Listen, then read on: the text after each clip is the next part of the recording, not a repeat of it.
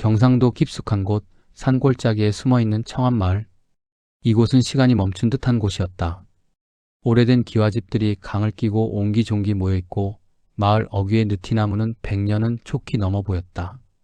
하지만 이 평화로워 보이는 마을에는 누구도 입 밖으로 꺼내지 않는 비밀이 있었다. 매년 3월 보름이면 강가에 낡은 신발 한 켤레가 놓였다. 그리고 그 해엔 반드시 사람이 한 명씩 사라졌다. 처음엔 우연의 일치라고 여겼다. 하지만 시간이 흐르면서 사람들은 깨달았다. 이것은 단순한 우연이 아니었다. 68세의 정호는 마을의 원로가 되어 있었다. 그의 집은 마을에서 가장 큰 기와집이었고 사람들은 그를 존경했다. 하지만 정호의 마음 깊은 곳엔 40년 전부터 썩어가고 있는 비밀이 있었다. 1978년 3월 보름. 그때 정호는 28의 혈기왕성한 청년이었다. 마을에 갓 시집온 김영희라는 새댁이 있었다. 22살의 그녀는 도시에서 온 새색시였다. 곱디고 온 얼굴에 항상 단정한 한복을 입고 다니던 그녀를 마을의 총각들은 몰래 흠모했다. 정호도 예외는 아니었다. 그날 밤 정호는 술에 취해 집으로 돌아가던 중이었다. 강가를 지나는데 이상한 광경을 목격했다. 달빛 아래서 영희가 강가에 서 있었다. 그녀는 하얀 저고리에 빨간 치마를 입고 있었는데 달빛에 비친 그 모습이 마치 귀신처럼 보였다. 영희 씨? 정호가 조심스럽게 불렀다. 하지만 영희는 대답하지 않았다. 그녀의 시선은 강 건너편을 향해 있었다. 정호가 그녀의 시선을 따라 바라보니 강물 위에 검은 그림자가 서 있었다. 사람 같기도 아닌 것 같기도 한 형체 없는 무언가가 물 위에 떠 있었다. 그 순간 그 그림자가 천천히 손을 들어 영희를 향해 손짓했다. 영희는 마치 홀린 듯 한 발 한 발 강물로 걸어 들어갔다. 정호는 그 순간을 생생히 기억한다. 영희의 발이 물에 닿을 때마다 파문이 일었고 그 파문은 달빛을 산산조각 냈다. 영희 씨, 위험해요. 정호가 소리쳤다.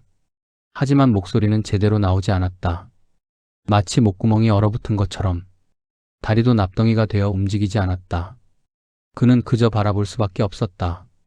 영희가 허리까지 물에 잠기는 것을, 목까지 잠기는 것을, 그리고 마침내 완전히 물속으로 사라지는 것을.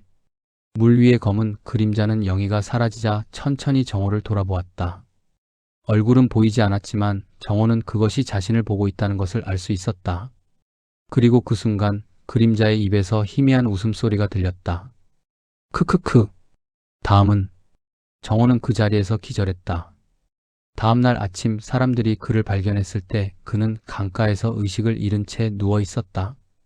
그리고 그의 옆에는 진흙에 젖은 고운 구두 한 켤레가 가지런히 놓여 있었다. 영희의 실종은 마을에 큰 충격을 주었다. 경찰이 와서 수색했지만 시체는 발견되지 않았다. 사람들은 그녀가 도시 생활에 적응하지 못해 야반도주한 것이라고 추측했다. 하지만 정호는 진실을 알고 있었다. 그 후로 정호는 그날 밤의 일을 누구에게도 말하지 않았다. 말한다고 해서 누가 믿어줄 것 같지도 않았고 무엇보다 자신이 아무것도 하지 않았다는 사실이 부끄러웠다. 그는 영희를 구할 수 있었다. 적어도 시도는 해볼 수 있었다. 하지만 그는 그저 바라만 보고 있었다. 시간이 흘렀다. 1979년 3월 보름 강가에 또 다른 신발이 나타났다. 이번에는 낡은 고무신이었다. 그리고 마을에 독거노인 박순돌 할머니가 사라졌다. 1980년에는 최기남 총각이, 1981년에는 서미자 아줌마가 차례로 실종됐다. 매번 실종자의 신발만이 강가에 남겨졌다. 사람들은 점점 이상하다는 것을 깨달았다. 하지만 누구도 감히 입 밖으로 꺼내지 못했다. 그런 이야기를 하면 미신에 사로잡힌 사람 취급을 받기 때문이었다. 게다가 실종자들 사이에는 공통점이 없었다. 나이도 성별도 직업도 모두 달랐다.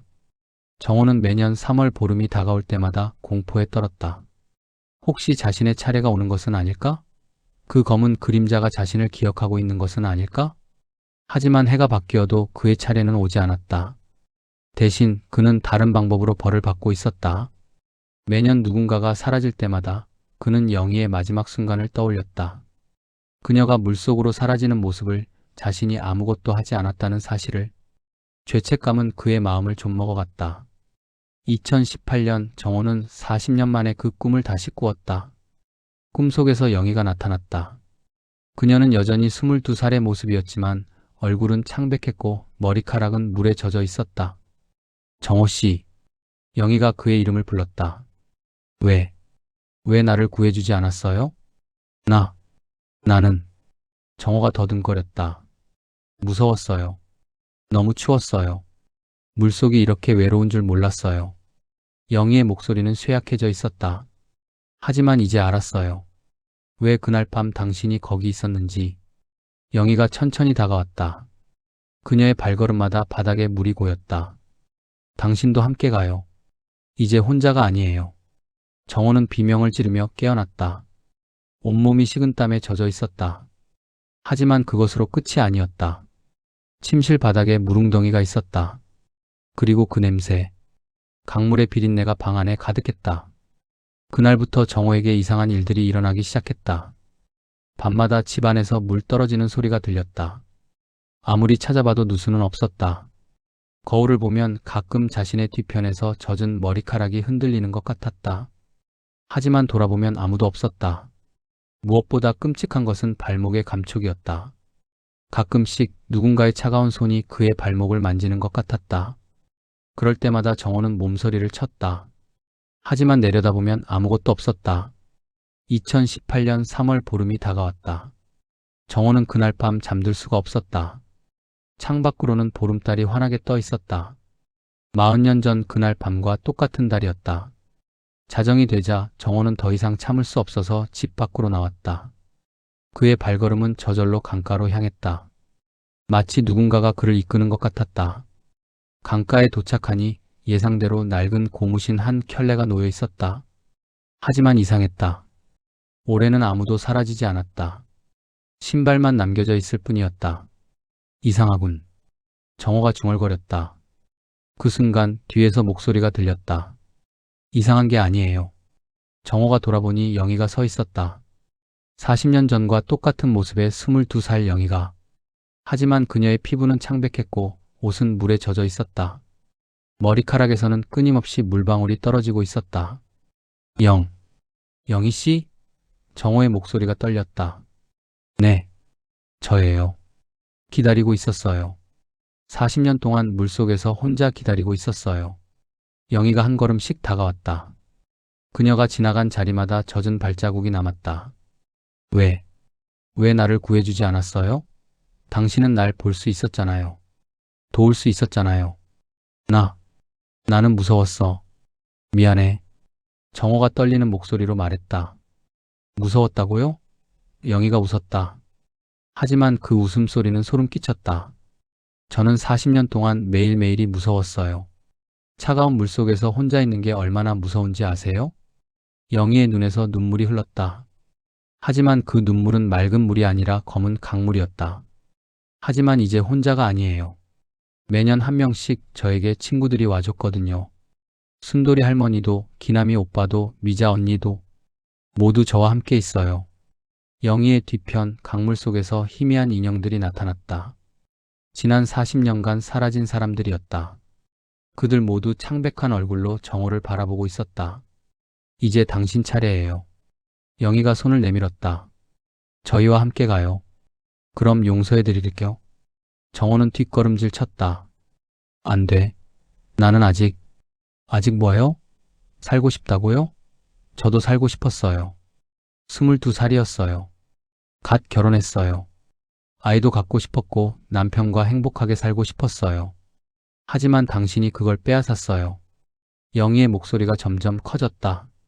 동시에 주변의 공기가 차가워졌다. 당신의 비겁함이 제 목숨을 빼앗았어요. 정호는 더 이상 도망칠 곳이 없다는 것을 깨달았다. 40년간 그를 괴롭혀온 죄책감 그리고 그 무게를 이제야 온전히 느꼈다. 미안하다. 그가 무릎을 꿇었다. 정말 미안하다. 그날 밤 나는 비겁했어. 너를 구하지 못한 것도 진실을 말하지 않은 것도 모든 게 내 잘못이야. 영희의 표정이 살짝 부드러워졌다. 하지만 정호가 고개를 들었다. 나 혼자만 죽는다고 해서 내가 편안해질까? 나 때문에 죽은 다른 사람들은 어떻게 될까? 그건 영희가 머뭇거렸다. 너도 알고 있잖아. 복수는 복수를 부를 뿐이라는 걸. 너는 나를 죽인다고 해서 진짜 평안해질 수 있을까? 영희의 눈에서 흐르던 검은 눈물이 멈췄다. 그럼 어떻게 하라는 거예요? 정호가 천천히 일어났다. 함께 가자. 하지만 복수가 아니라 속죄로. 나는 너를 구하지 못한 죄를 짊어지고 너는 무고한 사람들을 죽인 죄를 짊어지고 우리 모두 이 강에서 영원히 참여하는 거야. 영희가 고개를 숙였다. 그녀의 뒤편에서 다른 영혼들도 소리 없이 고개를 숙였다. 하지만 정호가 덧붙였다. 다시는 무고한 사람을 해치면 안 돼. 약속해줘. 영희가 고개를 끄덕였다. 약속할게요. 이틀 뒤 사람들이 정호의 집을 찾았다. 문은 열려 있었고 방 안에는 아무도 없었다. 다만 방바닥에는 커다란 물웅덩이가 고여 있었고 그 한가운데 낡은 신발 한 켤레가 가지런히 놓여 있었다. 사람들은 정호가 치매에 걸려 길을 잃고 헤매다가 강에 빠진 것이라고 추측했다. 하지만 시체는 발견되지 않았다. 그날 밤 마을의 몇몇 사람들이 강가에서 이상한 광경을 목격했다. 달빛 아래서 두 개의 인형이 강 위에 서 있었다. 하나는 젊은 여자였고 다른 하나는 나이 든 남자였다. 그들은 서로의 손을 잡고 조용히 물속으로 사라져갔다. 그 후로 청암마을에서는 더 이상 사람이 사라지지 않았다. 3월 보름이 되어도 강가에 신발이 나타나지 않았다. 마을 사람들은 마침내 평안을 찾은 것 같았다. 하지만 가끔, 아주 가끔씩 강가를 지나는 사람들은 볼 수 있었다. 달밤에 강 위에서 조용히 걸어다니는 두 개의 그림자를. 그들은 서로에게 무언가를 말하는 것 같았지만 그 목소리는 들리지 않았다. 어떤 사람들은 그것이 참회의 기도라고 말했다. 어떤 사람들은 그저 환상이라고 했다. 하지만 모든 사람이 동의하는 것이 하나 있었다. 그 후로 청암마을은 정말 평화로워졌다는 것. 2025년 현재 청암마을은 여전히 그 자리에 있다. 젊은 사람들은 대부분 도시로 떠나고 노인들만이 남아있다. 하지만 그들은 모두 한 가지 사실을 공유한다. 3월 보름에는 절대 강가에 가지 않는다는 것. 혹시나 해서, 혹시나 그 평화가 깨질까 봐서. 그리고 가끔 달이 유독 밝은 밤이면 강물 속에서 희미한 목소리가 들린다고 한다. 미안합니다. 미안합니다. 그 목소리가 정호의 것인지 영희의 것인지는 아무도 알 수 없다. 어쩌면 둘 다인지도 모른다.